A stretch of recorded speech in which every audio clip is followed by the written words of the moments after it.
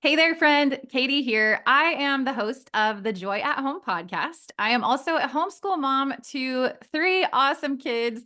I have a daughter age 16 and then two sons age 13 and 10. So as you can imagine, we're always on the go, go, go over here. Life is really full, but it is really, really good.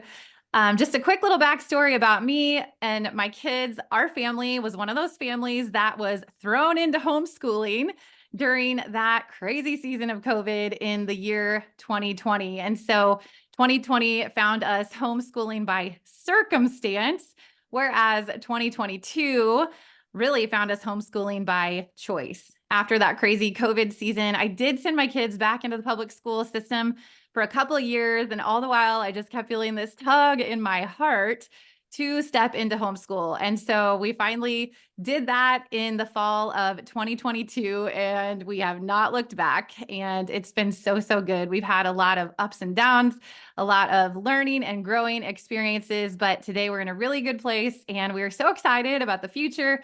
My kids and I believe that the best is always yet to come. And so on the side, when I'm not homeschooling my kids, I absolutely love helping other moms step into homeschool. I offer a bunch of free resources over at teachme2homeschool.com. So you can definitely head over there and see what is available for you.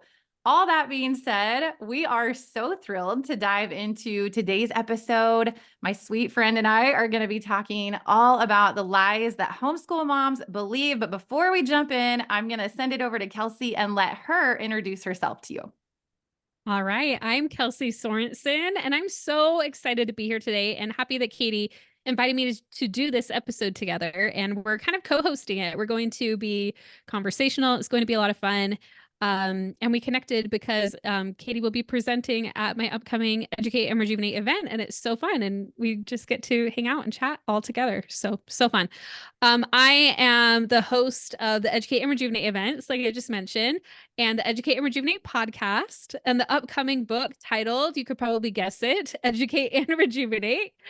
We are in the process of rebranding my company that I started 10 years ago. It was called Wife, Teacher, Mommy. And that name is still near and dear to my heart. I named it that because when I started my company, I had just had my oldest child. And he's 10 now because that was 10 years ago. But I was so excited. I'm like, I'm a wife. And then I was a teacher because I was a school teacher before I was a homeschool mom, actually, well before I was a homeschool mom. So at that time, I had just decided to stay home and substitute teach. So I did that after teaching third grade for 1 year. I substitute taught for 4 years with I had my first child, and then 2 years later, I had my second child. Called it Wife, Teacher, Mommy because that described me. And we were helping teachers with their sub plans and everything. But then in 2019, we decided to homeschool. And it was actually a really hard decision for me. For my husband, it was not. He was like, oh, I want to homeschool. We should homeschool. But of course, it was kind of like I was going to be doing more of it at that time, which has now changed. We do it together now. I could do like a whole episode on that and how that's changed over the years too. But with that, we decided to homeschool. And then I was really glad when COVID hit because our routine didn't get thrown off. We were already homeschooling. So we just got to keep doing what we were doing. So after that, I was like, okay, that was a blessing. Like, I'm glad we did that. So we were able to just kind of keep things consistent for our kids. So that was good. So I'm a homeschool mom. I love supporting both like all types of educators. I like to say whether you're in the classroom or homeschooling at your kitchen table or teaching online, that's really who I serve with my company. It's really like just basically anyone who teaches anyone anything, I would call a teacher. So that's who I love to serve over at Educate and Rejuvenate, the podcast. And what I do, I'm a certified life coach like you are. And just love supporting those who teach it to find themselves outside of that role as well. So you can make sure that you take care of yourself and take care of the kids that you teach. That is so fun. And the work that you do, Kelsey, is so important. And I also just have to say, like, homeschool mom to homeschool mom, it is so fun and refreshing to connect with other moms who are in the same season that we are in. And it is also such a thrill to co-host this podcast episode with you. It's so much fun. So we're going to dig into the lies that homeschool moms are telling themselves and believing. And I just want to kind of preface this conversation by saying that brain science says that the brain will believe what you tell it to be true. And the brain will actually look for ways to back up the things that you are telling it. And so all these things that we're saying and thinking and believing are really affecting our life more than we probably know. So it's important to grab a hold of these lies and pull them out at the root before they grow into these nasty weeds in our life. So I just wanted to kind of start the conversation by saying that this is a really important conversation, that we need to expose the truth about the lies that homeschool moms are believing. And I think Kelsey would agree with me that this is something that we struggle with too as homeschoolers. Yeah, We're both for certified life sure. coaches, right? And For sure. we We know still this. have a human brain. Yeah. Exactly. We know this stuff, like we know better, but it's something that we still wrestle with too. And so the very first one that I want to jump in with, I think it's such a big one. And it's probably the number one thing that's even out there. And that is the lie that says, I am not qualified to teach my child. What are your thoughts on that, Kelsey? Okay, so I definitely have thoughts on this because, as I mentioned, I was a teacher before I was a homeschool mom, right? And yet I still felt like, oh, can I homeschool my child? And I had all the qualifications to do so.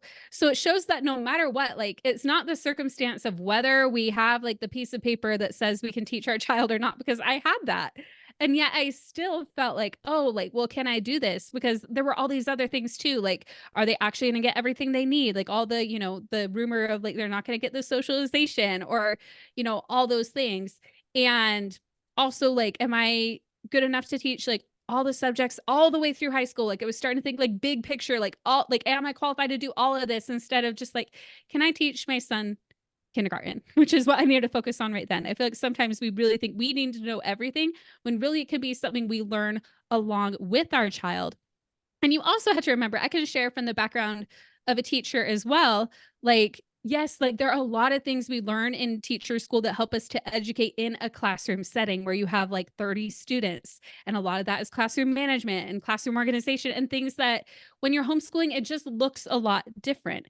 And you don't need to have that same background like in like having a teaching degree or whatever to homeschool your kids, because like you actually know your child better than that teacher does, and they are trying to differentiate to meet 30 plus kids in a classroom, which I can tell you is a challenge. It's its own challenge that they're focused on, and you are really, yes, well, you may not have the same like teaching degree or whatever, you get to spend that time one-on-one with your child or with your, depending on how many kids you have.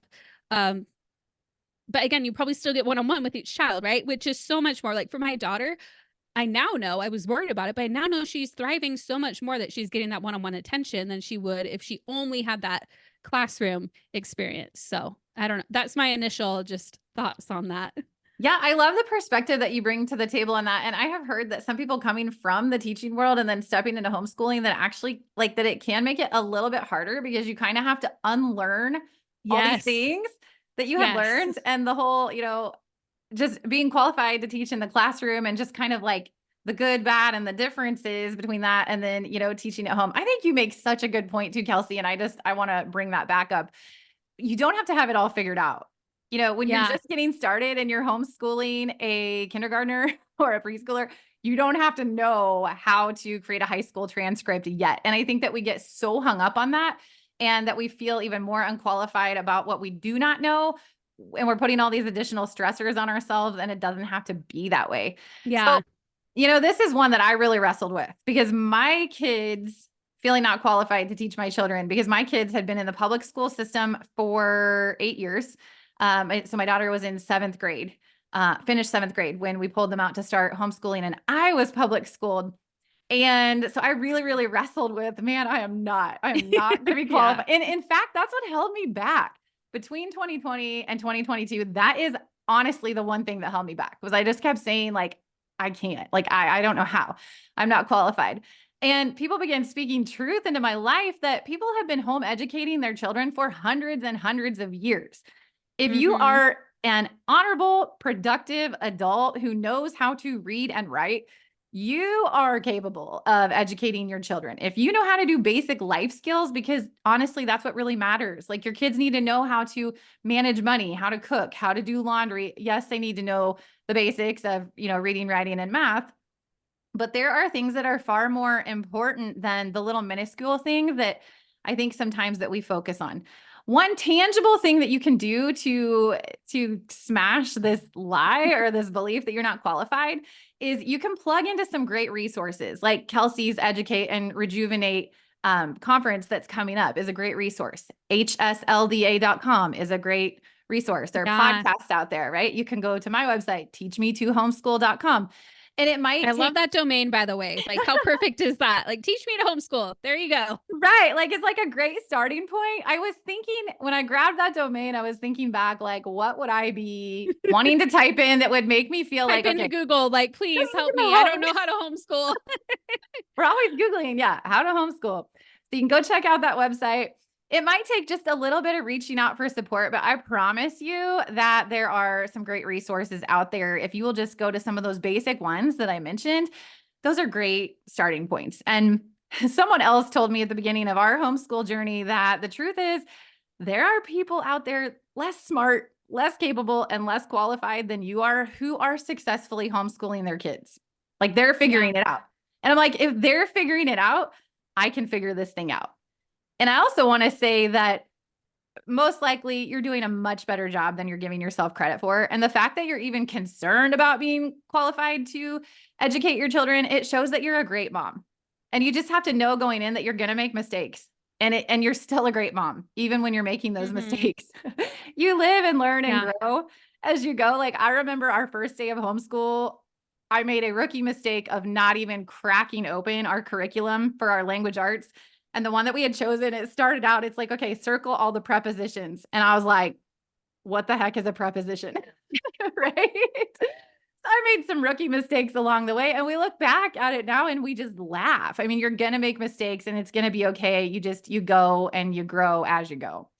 And you learn together. Like you can always be like, oh, like when they ask a question, and this happens whether or not you homeschool, like your kids will ask questions you don't know the answers to. Like you've been doing this all along, right? When your kids are 3 and 4, they're like, why this? Why that? And you're like, oh, I don't know. Maybe we should go to Google and look that up, and that's what you can do when you're homeschooling as well. For sure. It's such a redemption of your own education as the mom. I mean, the things I have learned, been really enjoyable, honestly, learning right alongside my kids. Yeah. And I will say there were even times in the classroom where students would ask the question, like, I don't know. And I've even like talked to other teacher friends, like, yeah, students will ask something or like, let's look that up together and learn together. So, I mean, that's part of it is learning with them. Like as a teacher, whether you're homeschooling or in a classroom, like you don't all of a sudden know everything, right? That's so good. And I'm glad you bring up that point because I think as a homeschooling mom, I think that we think that public school teachers know it all. Like that they honestly, legitimately know it all. And then we're like, well, I don't know it all, so I can't homeschool. And I mean, that's not true. You just shattered that right there. Nobody knows it all. We're all learning and Right. growing. Yes, we're all learning and growing. And the other thing I love too is I think like people, and this isn't even on our list, but like some homeschoolers will be like, how do you work with both homeschoolers and teachers? Like, aren't those like opposing each other? But I actually don't think so because one, you talk to any teacher and there are things they hate about the public school system, like 100%. Like I feel like we're a lot on the same page where our goal is that we want kids, like, and for when we're homeschooling, it's our own kids to have the best education they can. And so I think like it's not like you're saying like, oh, I don't support like my friends. Like I thought people would think I was judging them. Like when I was homeschooling, especially I'm like, oh, well, I help teachers. What are they going to think when I homeschool? But it hasn't been a problem at all. So I think we can really just, learn from each other too. Such a good point. Yeah, I think we all have way more in common than we realize, Yeah. for sure. What lie do you want to jump into next, Kelsey? Okay, let's jump into another lie. Okay, the one that I feel like comes up a lot and came up for me at the beginning of my homeschool journey too is my kids are behind or I'm failing my kids. Ooh, that's a good one. That's a good one. Okay, so I think on this one, I think the comparison game is something to really watch out for on this one. Again, I think that we have to take into consideration what really, really matters. Like, whose standards Mhm. are we holding our kids to? Like, who are we comparing them to say that they're falling behind here or there? And perhaps they have giftings and talents in this area, and maybe this other area just simply isn't their strong point. One thing I love about homeschooling is that we have the freedom to kind of investigate those things that they're interested in and passionate about and really help develop those skills. And what is that going to do for their future? If that's something that they're passionate about, it might be a good idea to sort of pursue that path, like cover all the basics, but let them pursue the things that light them up. I think sometimes we want to check all the boxes and make sure we get through all the, standard subjects in our homeschool day. And then that's part of what causes us to feel like they're falling behind or failing, or like, why don't they like this or that subject? Like, do what you have to do to meet your state's requirements, but give your kids the freedom and allow yourself the freedom and the grace to kind of follow what they're interested in. Core subjects are important, yes, but I feel like there's so much more to it. And so this comparison standard and them falling behind, I definitely feel like is a lie. I agree. And I love what you mentioned about how we are able to help them develop like what really lights them up. I do feel like that's one of the huge benefits of homeschooling is we can, yes, cover all those core subjects, but then like you have more time in the day, like, to explore, like, let's say they're really into singing or acting. I mean, that comes up because that's my daughter. And so we have time for her to really explore more of that too, because she's not in school for as long every day. So I do love that about homeschooling. And so you can look at like, what are the benefits of that they've been homeschooled? So my answer to that question too would be that, like, again, who says what behind means? Like, if I were coaching someone and they're like, oh, my kids are behind, I'd be like, well, what does that mean? What does it mean to be behind? And believe me, I know because I've been a teacher that yes, there are these standards that exist. And it's like, oh, well, in third grade, they're supposed to be able to do all these multiplication tables and different things like that. Right. But again, that's just like a guideline more so than like every kid needs to do that. Because even if they were in a public school, how many kids are not quite hitting that standard? So many, and more than ever right now because of COVID. So it's like, it's prevalent no matter whether they're homeschooled or they're in a traditional school. But really, it's like, yeah, that's what the standards are. Like, it would be great if they did that. But also, are they going to survive? Like, are they going to have a calculator in their pocket? Unlike my math teacher told me on growing up, yes, they are, right? They're going to have their phone on them if they need to do that multiplication table. It's not the end of the world. But like every kid is moving at their own timeline. And even Christina Kuzmich in her podcast interview I did with her, she's one of our keynotes at Educate and Rejuvenate. And she told a story about how her son, because of all the mental health, like he was focused on his mental health, right? He was going to, I don't know if rehab's the word, but like, where he was like getting help and everything, and he wasn't graduating quote on time, right? And so she sees another mom, and that other mom is like, oh, like, what are you doing for graduation, and talking about it and everything. And it's just like, she's like, oh, Luca isn't graduating right now. And then that other mom was like, oh, like so embarrassed and everything. But it's like, who said that he was graduating late? He graduated 5 months later, and it was right on time for when he was supposed to graduate.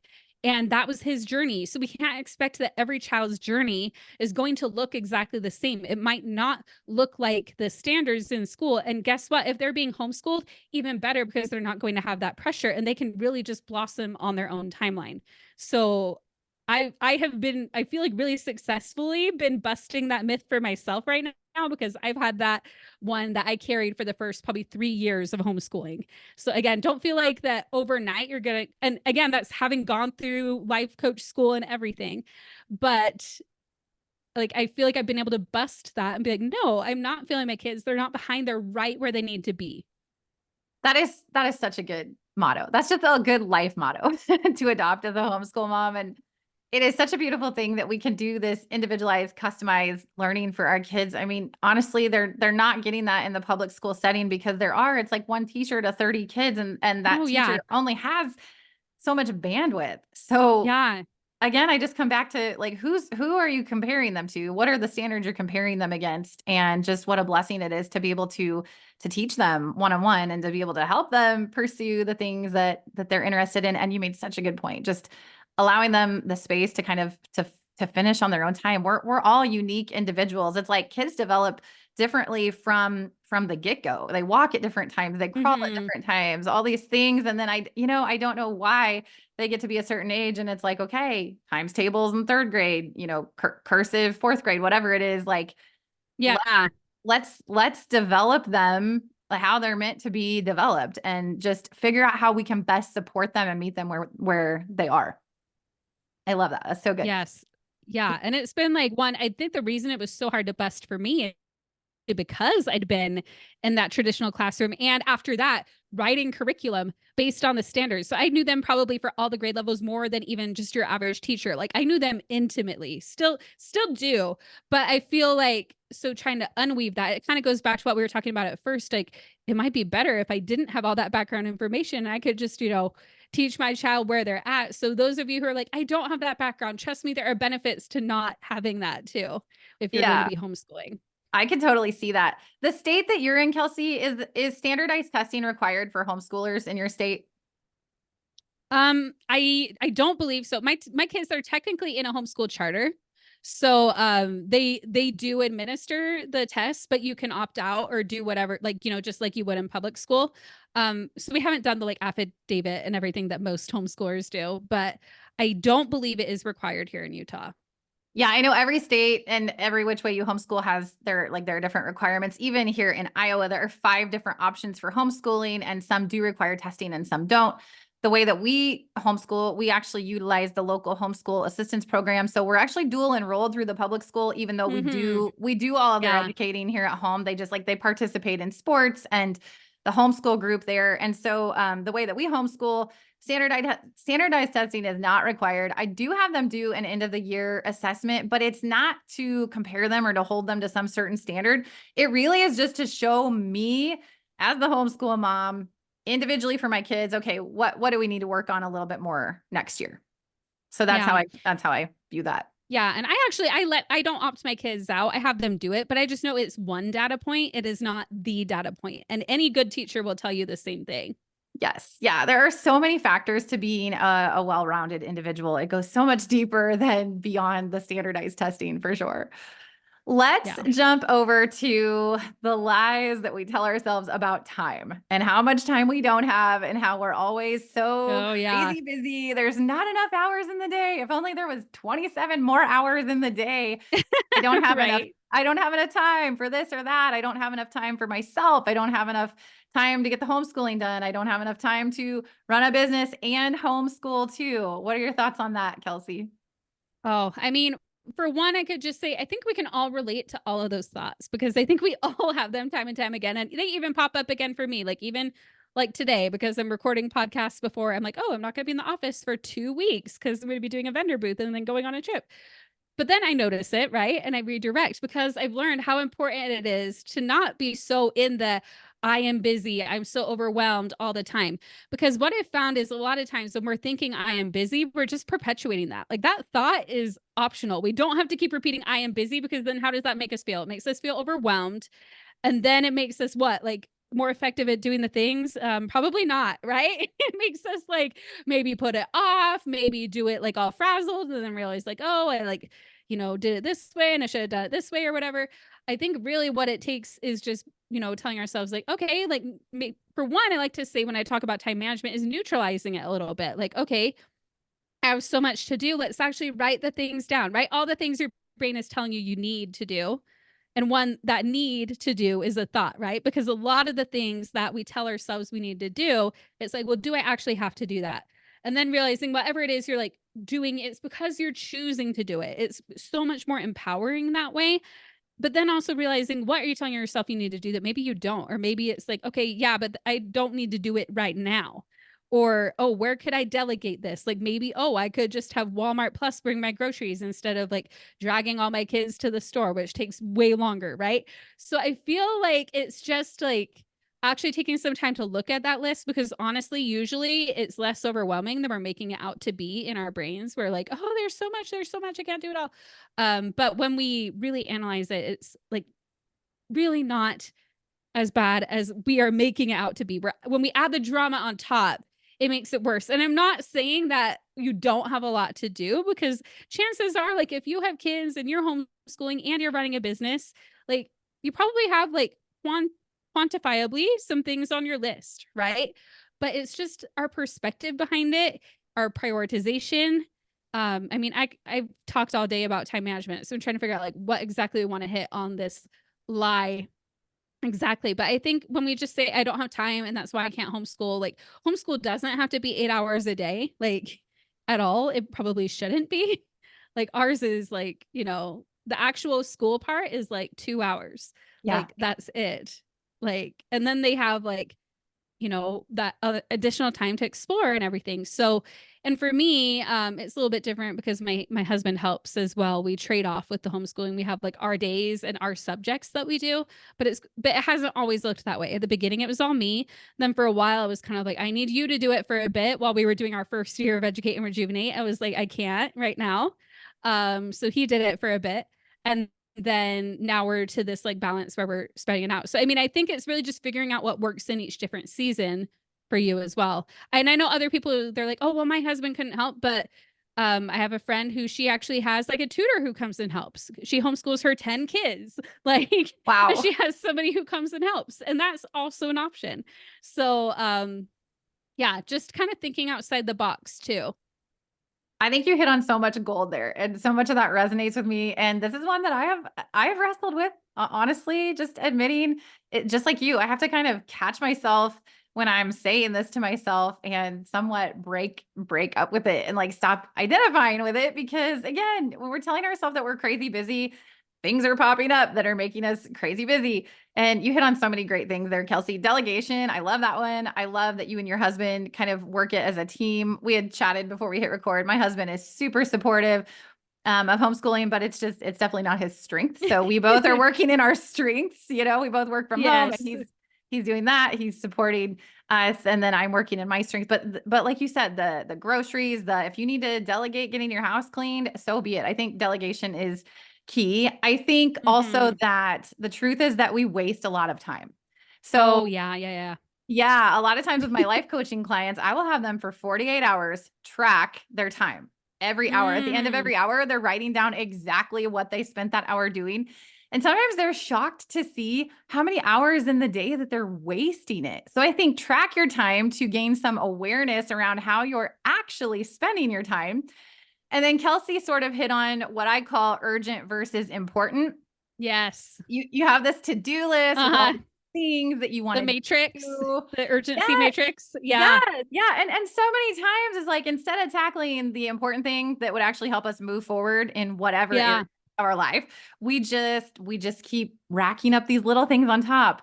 Call the dentist, run a load of laundry, blah blah blah blah Like, blah. oh, this is urgent. I have to get it done right now, but it's not actually moving you forward. Yeah. Yeah, and then at the end of the day, we've done like 27 urgent things, but nothing that was actually important, right? And so all the important stuff is still left. So I think gaining awareness around that. I mean, I feel like there is such a handful of things that we can do as moms to set ourselves up for success, from the time tracking to the realizing what actually is important, what actually matters, Mm-hmm. what actually needs to get done to help us and our kids move forward towards our goals. Planning ahead, like little things like lesson planning for the next week instead of starting the homeschool day totally frazzled. I Yeah. think I think there are so many just simple things like that we can do where we can really help ourselves debunk this lie that we don't have Yeah. enough hours in the day. Yeah, for sure. And I love the urgency matrix that you mentioned too. It was one thing that was like, oh, I don't know how much time do I have to talk, because that I could just talk forever. But I do find that is so helpful to just see like what is like the urgent and important. We want to make sure we're getting those done, right? And then there's like just the whole like I don't know. I have it in my book. So if anybody wants to see more about it, that's coming out. You probably have something on it too. And then of course Stephen Covey, who had that in his book too. So Yes, very for helpful sure. tool. Kelsey, I think we have time for one more lie. Which one do you want to dive into? Oh, okay. Let's pick one. Let's see. I'll edit this space. I just want to read through them again. Yeah. Just a good one to end with. Let's do I'm not doing enough, or I'm not enough. I feel like that's a good ending one, right? I am not enough. Yeah. Okay. So I think that this one somewhat comes back to the comparison game.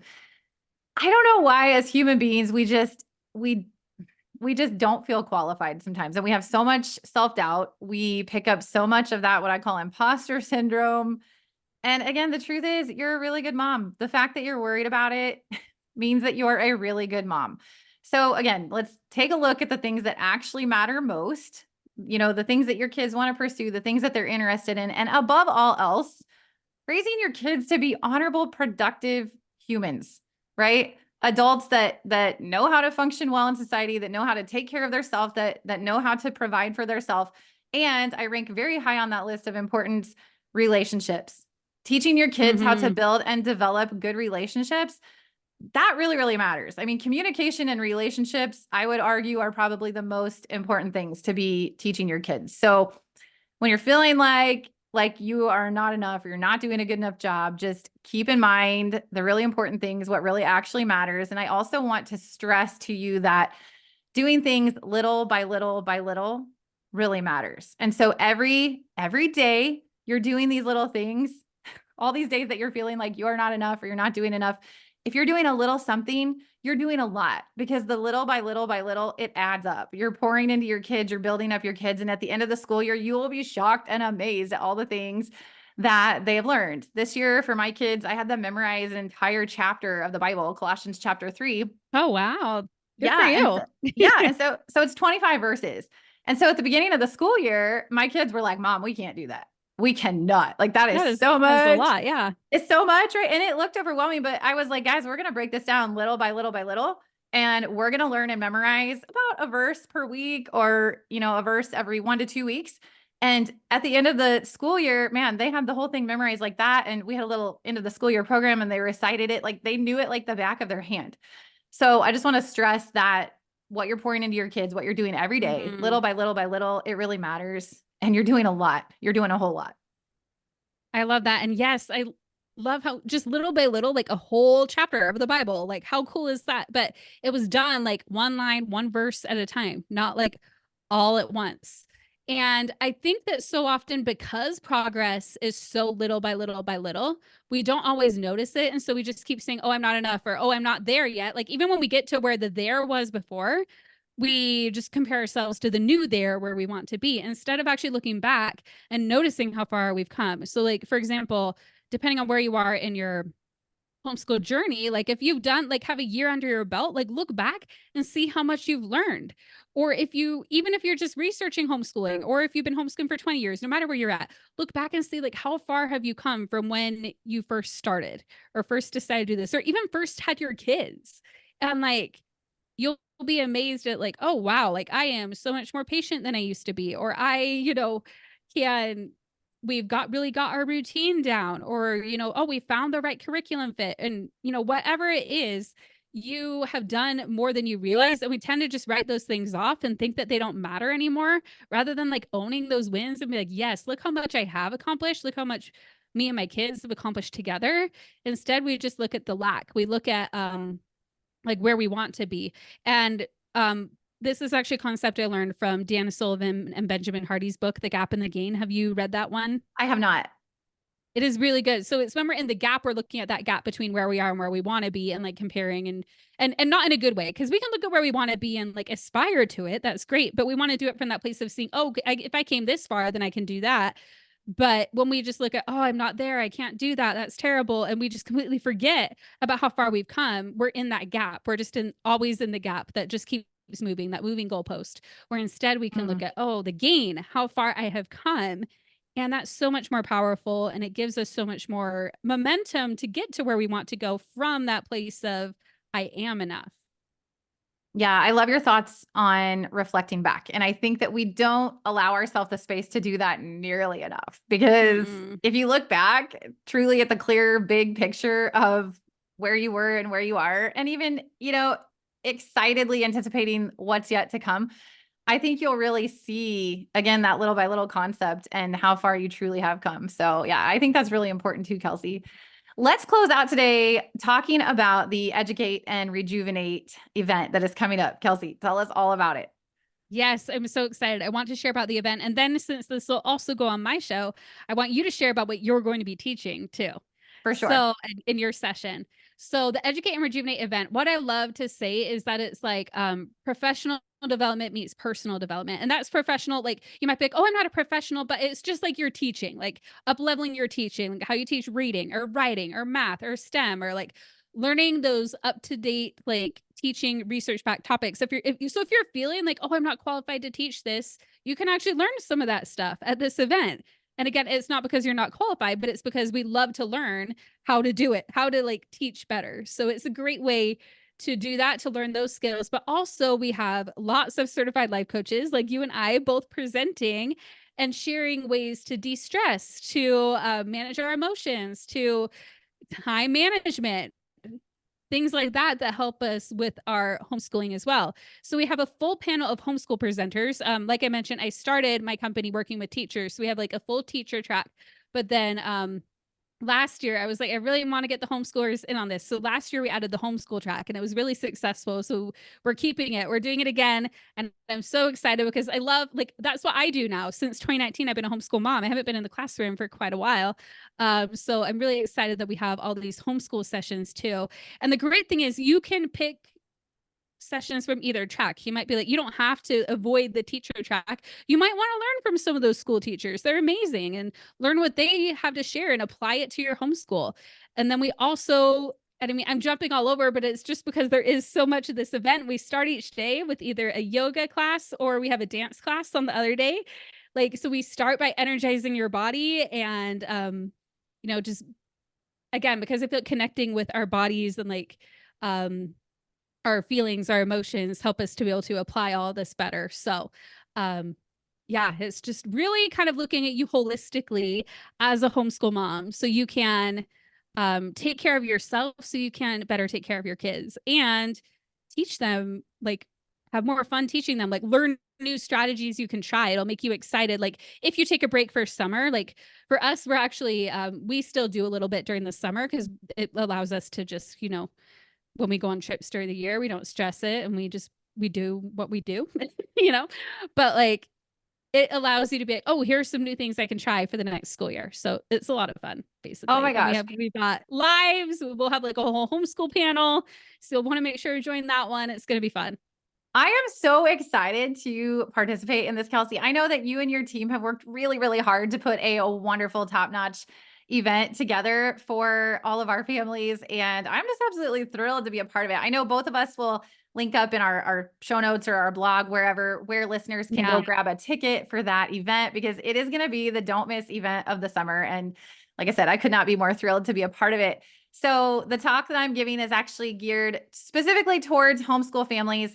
And I'm going to be sharing our full story of our journey going from public school into homeschool. And so I'll dive into that. Oh, I love that. I'm going to tell a really funny story about our pet turtle. Believe it or not, we have random things over here, a pet turtle. We have chickens now. But so anyway, you don't want to miss that story because it is absolutely hilarious. It will shock you. So tune in for that story. And then I will be sharing the 3 simple steps that you can take to easily transition from public school into homeschool, because truly it doesn't have to be scary. It really can be simple. And so I'm excited to share with the audience, Kelsey, about that topic.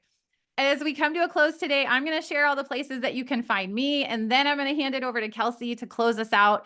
So again, Katie Hedrick, you can find me on social media. Mostly I'm on Facebook and TikTok. Actually, I love to post over there. TikTok. It's so fun. It's so much fun. Tons of homeschool content over on my TikTok, and the Joy at Home podcast, of course. And then you can go grab and check out all my homeschool resources over at teachme2homeschool.com.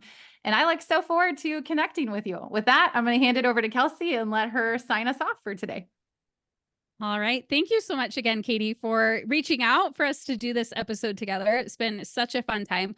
Also, I can't wait to hear that turtle story. So it's like, you got me intrigued. I'm like, oh, got to hear about this turtle now. So got to make sure to watch Katie's session. Don't miss it. But you can find me. So we're, like I mentioned, we're actually in the process of rebranding, but by the time this episode airs on both podcasts, the website should be educateandrejuvenate.com. As long as all goes smoothly next Monday, when my web host will be changing that. You can also find me on Instagram at Educate and Rejuvenate, Facebook at Educate and Rejuvenate, the Educate and Rejuvenate podcast, and then my upcoming book, Educate and Rejuvenate. So it's pretty much just search for Educate and Rejuvenate, and you will find me. So it has been such a joy co-creating this podcast episode with you. So I just really want to personally thank you for sharing your time and expertise with us today. You too. This has been so much fun. And this will be a great episode to go on both shows. So whichever one you are listening to, if you're on Educate and Rejuvenate the podcast right now, be sure to go subscribe to Joy at Home if you enjoyed this episode, and vice versa. If you're listening on Joy at Home, make sure to pop over to Educate and Rejuvenate the podcast. We would love for you to have both of us supporting you in your earbuds each week. Yes. And be sure to grab your ticket to Educate and Rejuvenate. And Kelsey and I will see you there this summer. For now, we're signing off with Joy.